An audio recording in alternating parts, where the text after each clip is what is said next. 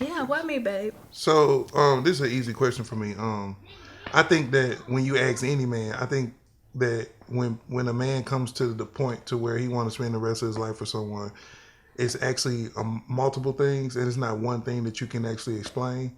So I can't give you a definite answer and say it was this, it was this, it was that, but I can just tell you, just as we build collectively, there were so many things that I didn't want to lose. So when you have more to lose than to gain when you're dealing with the opposite sex, then you know it's time to settle down and become a husband, find a wife, things like that. Yep. Studio Live. Studio Live. Studio Live. The Studio Live. Studio Live. Studio Live. Studio Live. The Studio Live. Studio Live. Studio Live. You are tuned in to Studio Live. Studio Live. Studio Live. You know, the one thing I want to get across, I think that with the accessibility of Pro Tools or Logic or the equipment that's out there, anybody can go buy it. So we can all, you can go buy everything that I got, and you can take it home and you can record yourself. When I'm sitting in this chair, I'm first listening to the music and I'm enjoying it. And it goes as far as even the bad versions of the music, right? I'll sit here and I'll vibe like crazy, but then what that does is it translates into my brain as what feel I'm getting from it. And then that then communicates to me what I should do in the mix and with the vocals and things like that for me to get it to where it needs to be for it to communicate what I'm feeling. When you talk about artist development, it always starts with how passionate are they about it, you know. I think as a producer, the worst thing you can do is, or the worst feeling is working with somebody and then you look up, you know, a couple months later and they nowhere to be found. That if you just focus on being an artist and let the people that want to be an engineer your music properly, and there's no cutting corners, I think we'll get not better results in the sound. Sometimes if you're out there and you're recording yourself and it might not be, you know, the best in quality, then and you put that out there, let's say you got fans off what you're doing, I think that's more dangerous than anything, because now those fans have a lesser standard. I just want to tell you, as anybody that's ever mixed down anything and you really enjoy it, you'll never be satisfied. You'll never be satisfied, but that's what you're looking for. You're looking for that satisfaction. You're looking for that. Yeah, I mean, that's what you're looking for. You're looking for that satisfaction. I can do the 7, and then you and D-Mac can do those two. You got the. This is a 10 to 2. This is a 4-hour. Okay. And then this is a 10 to 12, which will get D-Mac out of here about 12:30 so he can go home. Yeah, sure. That'll work. Cool. This is wonderful. I ate it all. I'm trying to see if somebody got some more. Can I get some now? I just want one leg, bro. Who is that right there? Me a leg. That's G? I ain't touching. You ain't touching him. You not eating them? Took him. Well, as you can see, we have stingy people in the game, but it's okay. He had the chance to get that too. He took it down. Oh, okay. He took it down. He said, nah, I need that one. All in, that's our first hit. It got 8 million. Lost. 8 million streams, views, all of that. We recorded that in BFM Studios, and at first, that was our first song. We actually tried this style that we got now. Like, we was like, all right, we don't really gotta think too hard. We ain't gotta do no hook. We just gonna go in and just do what we do. Do whatever we want to do. And so I remember Brace was like, man, bring that back as the hook, man. Bring it back as the hook. It's supposed to be a hook, man. And we like, it's a hook. Nah, bro, we just kicking it. We having fun, bro. Bryce used to argue with us every day. Every time we get studio, man, y'all supposed to do that, man. I'm talking about y'all need this mix, man. That need to be mixed, bro. No, we put it out. We put out the music. You know what I'm saying? Bryce crazy. called us. You're like, man, I ain't even know, bro. Y'all really proved me wrong. Hey, what was his favorite thing? Y'all play this in the club. The y'all play this in the club. It's going. The speakers gonna bust. It's a damn. with it, time go. Alright, go. You want bread, bitch, I want the whole loaf. The whole loaf. And it's winter, let me put on my coat. If you listen close, you hear that they're not really mumbling and they're saying a whole lot, but you have to listen a certain way. And when you hear it, it blows you away. I can appreciate it so much because when I hear some of it, not all of it, but some of it, I'm like, these dudes is just they are crazy with how they are so creative with the way that they're able to express themselves in words and lyricism, but do it in a way where they now make the sound the music. The way they say the words is the music on top of what they're saying. And if you don't listen right, you'll miss it, and it's just not for you. Now we all one unit. You know, he a mix for us. We need a beat, we need something done. We all work all together. So the sound that you hear, whether you hear Zay and them, whether you hear Bankroll Freddy, whether you hear something coming up out of Cincy Molly or something coming out of Gutter Studio, we all kind of delivering a great product at this point. We ain't gonna throw no slick shots, but you know, we was at other studios that was, you know, and they just wasn't getting it. They wasn't giving us the sound, you know what I'm saying? They wasn't giving us sound and nobody believed in what was going on, so. But Brace. But we met Brace, man. By the grace of God, we met Brace. He got us right. He believed in us. And he believed in us. He gave us a few deals here and there to get us where we need to be. And, you know what I'm saying? Here we are now, bought a whole studio with him. Jump out the spot, like checking the box, I need a loop-de-loop. Sometimes you just gotta be quiet and listen. It's not about what I've learned over the years and what I'm learning on the technical side, but it's more so what they want, and high def gang as a unit is a perfect example of that. I remember recording one of their biggest records, All In, and man, we really had like a back and forth argument about the record. I wanted them to put a hook on the record. They was looking at me like I'm the old dude in the room. Like they was really like, Brace, just push the buttons, bro, we good. JG came to the studio and he listened to the song, and then he tapped me on my shoulder. He said, Brace, let them do what they do. And the song growed and went crazy, and it was like I say, it was one of their bigger records. And I remember calling Zay after seeing the response and literally apologizing and just saying like I was wrong. With him being someone that used to play professional sports, he has that competitive nature to where, oh, that's good. Hey, what else can we do to try to improve that? Hey, that sounds good, but hey, why did you want to do that? You know, he's asked me things, and like I said, I've only been doing this a couple of years. He's been doing this for way longer than I have, and he'll still ask me things. So that just lets me know that number one, you never finish learning, you know, and number two, that you just, like I said, you just have to be humble about a lot of things. So yeah, working with him is just, it's really an ease. You know, definitely like a big brother to me already. With all the things that he's already shown me. When I first met him, he had in college. He told me he had a studio in his dorm room. When we were living in an apartment, he had a studio in there.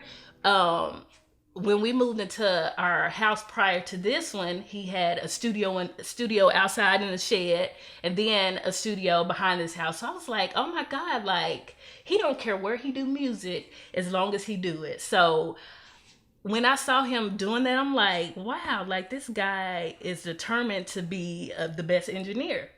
So, like, that's what I saw in him, and just the potential to be great. So, we're still here today.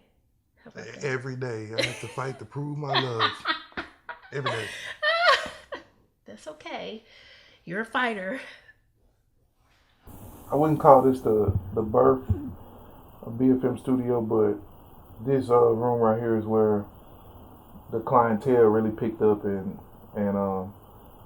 as far as the city of Little Rock and the state of Arkansas, I started to get a little notoriety for what I was doing. And so now I come out here and just reflect. You know what I mean? I look around sometimes. I leave this here because it reminds me of my football career. You know, I had a good college career, and I started my professional career with Green Bay. It didn't work out.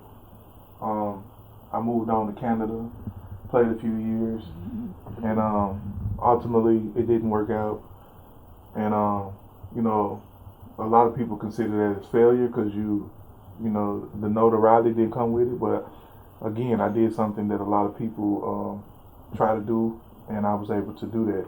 So I look over here, and sometimes I see, you know, lost potential because I had the talent, I had the speed, I had the size, the education wasn't there, and just the potential was lost. Then I come over here and I look on this side of the room and I look at the success of what I've done musically. You know, you got AMP, you got Ray J,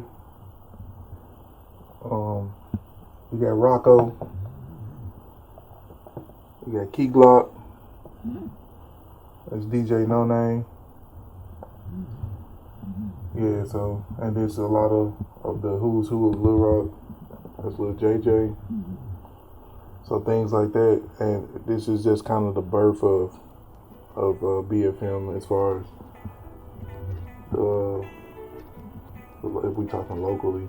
It's a funny story. Like you think of the NFL, the letters is very powerful, but I literally look at it and see not for long. You know what I mean?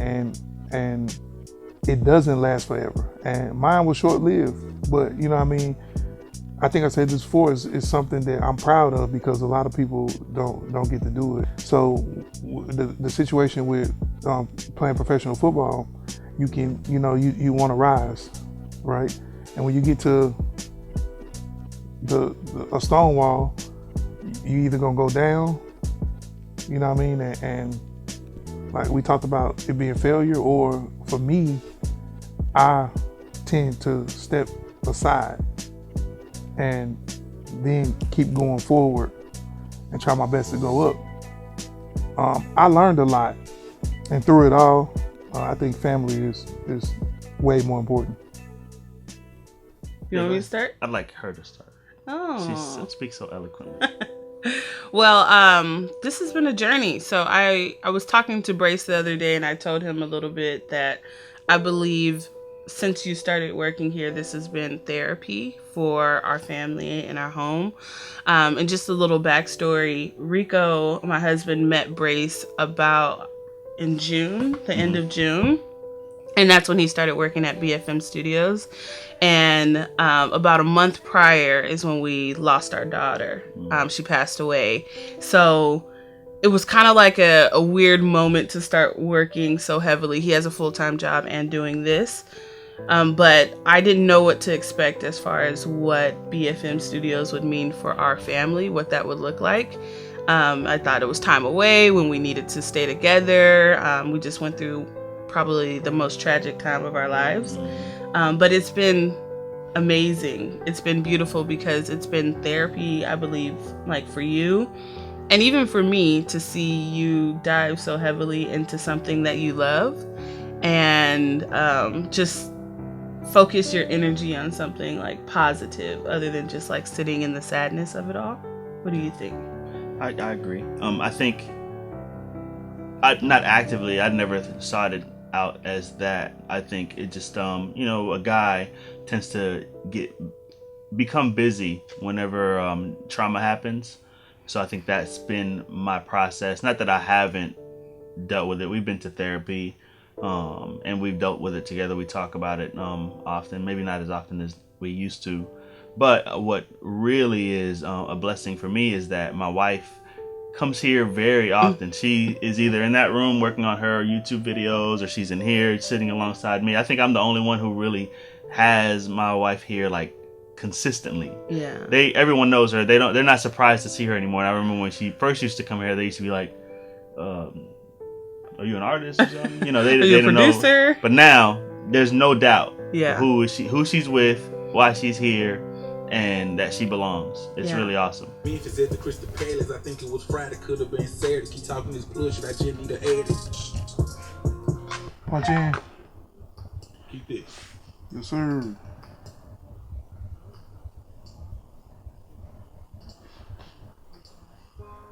Good morning, America. Dolo got a real unique way of recording.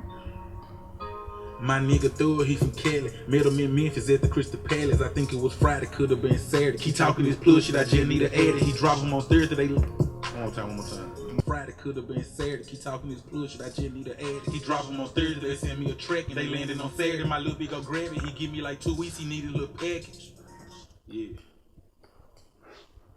Could have been Saturday. Keep talking this plus shit, I just need to add it. He drop him on Thursday, they send me a track and they landed on Saturday. My little big go grab it. He give me like 2 weeks, he needed a little package. This nigga thug, he straight out the mud. This nigga from Bumpton, they call him Big Blood. We 6 months in, they still coming in. Dang grew up pre-roll, moon rocks and pins. I broke this shit down and split it with my friend. Never met business with family again. We like a year and 6 months. Nigga been doing that rap shit, like, it's just like, could come from where we from and shit, like, you know, we from Arkansas, so, you know, too many people don't get the opportunity, you know, to be heard. Like, the rap shit was the biggest thing that ever happened to a nigga, though. You know what I'm saying? Like, I used to go through a lot of shit, like lost a lot of people in the streets and shit, so like it was one of the ways a nigga can express himself. It was one of the first ways I can express myself fucking around in the studio. So I was like, shit, fuck it, like, I'ma do this shit, like, I'ma do it, like, you know what I'm saying, it relief for niggas. So like, shit, we just took it serious, the streets fuck with it, the people fuck with it, so like, nigga just keep that shit going, like, you know what I'm saying, like, you have some people might say, it ain't good music, they don't like it, but like, do you? You know what I'm saying? Like, if you want to do the music, do the music. You know what I'm saying? Like, you ain't got to worry about what nobody say. You know what I'm saying? Just, like, man, I just do it. As an engineer, you have to know who you're dealing with, and then you got to kind of progress too. You got to evolve, and you got to evolve just as quick as the music is, or you'll get pegged as that guy that's kind of stuck in the box, or you're the old engineer, or you doing things the old way. So you got to continue to evolve. Like, say for instance, Eastside Shorty. That, you know, it's totally different. Like, the way he do his thing, the way he record, it is totally different. Like, he's probably, you know, and it's not to step on nobody's toes, you know what I mean? Because I do work with a lot of people, but I see a lot of people punch in, meaning they come in, they don't have no content on paper, and they go, you know, bar from bar, or they go 4 at a time, and they literally using the microphone and the booth as they pen and pad, right? It's unique. It's the new thing, and everybody doing it. But Eastside literally does 12s. You know, 8. He'll do a complete 8 and a complete 12. You know, he'll hold his head down for, you know, maybe 5 minutes at the max, and then he say, "I'm ready." Eastside is different. It's just different the way you do it. Like, drop your head for a few minutes, be like, "Come on, I'm ready." Yep. And then the fact that the way you do it is like, it's not like a punch in to me. Like, what I see every day is like 2 bars, 3 bars, 4 bars. You doing 8s and 12s. I'm thinking for 5 minutes. Like, come on, man, who's doing I try to do 6 at a time. Yeah, that's crazy. That's crazy. Wow. It's crazy. It's crazy, man. I went to Atlanta, man, when I was working on the mixtape I dropped with Drama. And I had bought beats from Zaytoven. And shit, we bought the beats, and bro played the beats. I'm like, shit, all right, let me write something to it. And niggas like, hell nah, bro, just go in that bitch and say whatever you.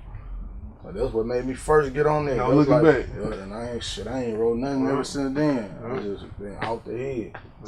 10, 15 minutes, 20 minutes, I'm through with some songs. Never use a pen again. Yeah, I ain't look fat. Well, bet, man, we gotta tap in soon, man. Lock in and get a session already, bro. You already know. I've been down since the backyard days. Yep.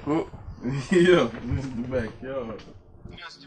When I first saw him, I saw potential in him. I was like, oh my God, I can do something with this guy. I had I could do some stuff with this guy. He has friends, you know. I like a guy with friends. If you can count how many times I have to talk her off the ledge, this relationship would have been over.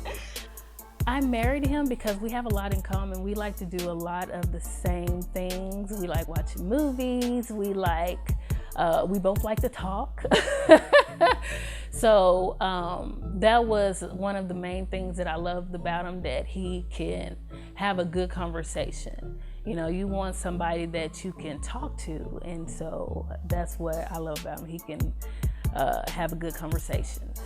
It's been, I think what's cool about being the, like, Brace making this like a family environment is that I can come be with him when he's at the studio. So I know a lot of people, a lot of women probably struggle with that when their husbands are musicians or artists and they're away all the time. But the cool part about it is I could just come in here, sit down for a few hours. Sometimes we'll have dinner together in here after you get off work. I'll bring his dinner.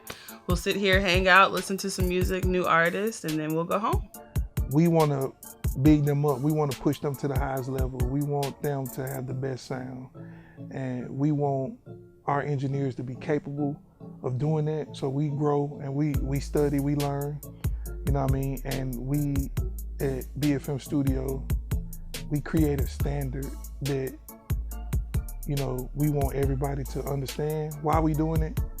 And we want them to appreciate it while we are trying to get to the same place. We all want to be big. Working with Brace, going to his dorm room in Jonesboro, driving all the way up there and then trying to make it back for class in the morning for school. It was like, it evolved into, okay, let me learn what he doing. You know what I'm saying? Let me learn what Braceface doing. And then I took that and was like, oh, okay, let me go to recording school. So I left and went to recording school in Phoenix at the Conservatory of Recording Arts. And so I just took the steps. You know, I progressed. It wasn't like everything came at once. It was like I just did the steps all the way up until here right now. Like, really, I just was like just a music person. I always just like listening to it. Like, my stepdaddy used to play all these old records, like when we was young, like Ray Parker Jr. and Earth, Wind and Fire and all that, you know, and then I started, you know, listening to Boosie and Tupac as I got up in age. And No Limit, you know, people like them. But I always been a good writer though, you know, just writing, it was like my coping skill. From growing up as a kid to growing up, to be able to see the stories in my head. I see the shit before I say it. It's like hard to explain. Like, I could hear a beat and I could hear me on the beat, but it ain't no words on it. So to bring that to life and actually be able to express myself and what I'm thinking and what I went through and what I seen, that's amazing. You know what I'm saying? Because it's the truth. I had to be 9, 10 years old. I was riding with my uncle. He had like a 73 Cutlass, old school, clean, all bells and whistles, original. And I was listening to 8 Ball, Almost Famous. And I was like, man, I want to do this. This is what I want to do. So the next day I went to school. I had wrote that night I had wrote his lyrics down. I went to school and recited them on the playground. And, you know, like, everybody was around me. They thought it was me. So I was like, I love the reaction. So I was like, hey man, I'm finna do this. This is what I'm finna do. So eventually I started writing my own. Yeah, I've been doing it ever since. Too Heavy coming extremely soon. Me and Trill Loke, like, Too Heavy, you know. 2 of the biggest guys in the state. Arkansas, baby. Yeah, man, we got that me in this bitch cooking up that Too Heavy. Trill Loke, man, the heaviest niggas in the state, man. We ain't speaking on no money, man. We speaking on this solid foundation. Everything organic, everything for real. Ain't none of this shit here fake made up, man. We can't do no script. No script. Man, we got dang on me. I hit man, I've been hearing C-Mad rap, man, and shit. I like his style, you know what I'm saying? I hit him up on some get on this song. Shit, he hit me back with a song. Both songs with some hits. We like, man, this shit too heavy, man. Hey, man, and he like, that's it, too heavy. We mixtape Too Heavy. So shit, we ran from there. Too heavy. Everything too heavy. We ain't doing nothing petty. Everything too heavy. Man, lately I ain't been getting no sleep. Like, it's been on go. I've been in here like every day this month. So like, what's today? November what? November 26th. Out of 26 days this month, we probably been here 20. So it's just on go, man. Trying to make it happen. Trapping and listen to the beat. I think my dog they gonna eat. I ain't no sense to compete. Wake a nigga up if he sleep. I get in there in the sleep. You want the beat with me? Catch me at the BP. Chopper make your track beat. Make your whole team fleet. I catch your body and fleet. I'm gone, cuz. You hear me? I gotta go, man. Hit one of my niggas at the tail, man. Ain't gonna lay low, man. What I mean by home, I just go in the refrigerator and get what I want. Just like the crib. How much you gonna charge me for this, Bryce? It's on the house today. It's on the house today, see? I got him, it's on camera, that's why. It's on camera.